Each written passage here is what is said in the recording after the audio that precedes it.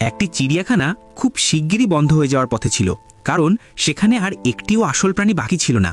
চিড়িয়াখানাকে বাঁচাতে পুরো স্টাফ মিলে বিভিন্ন প্রাণীর ভারী ভারী কস্টিউম পরে নেয়।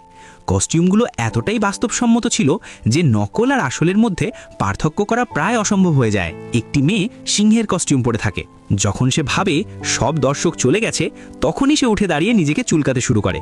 কিন্তু ঠিক সেই সময় এক ছোট বাচ্চা তাকে দেখে ফেলে এবং চিৎকার করে ওঠে। মেয়েটি সঙ্গে সঙ্গে একদম স্থির হয়ে বসে পড়ে।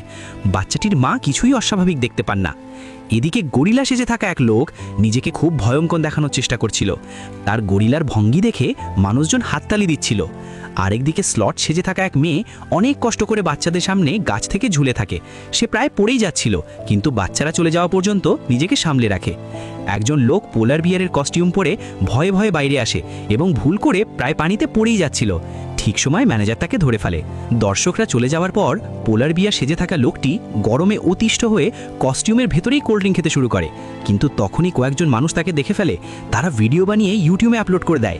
ভিডিওটি ভাইরাল হয়ে যায়। পোলার বিয়ার এতটাই বিখ্যাত হয়ে ওঠে যে দূর দূরান্ত থেকে মানুষ শুধু তাকেই দেখতে আসতে শুরু করে।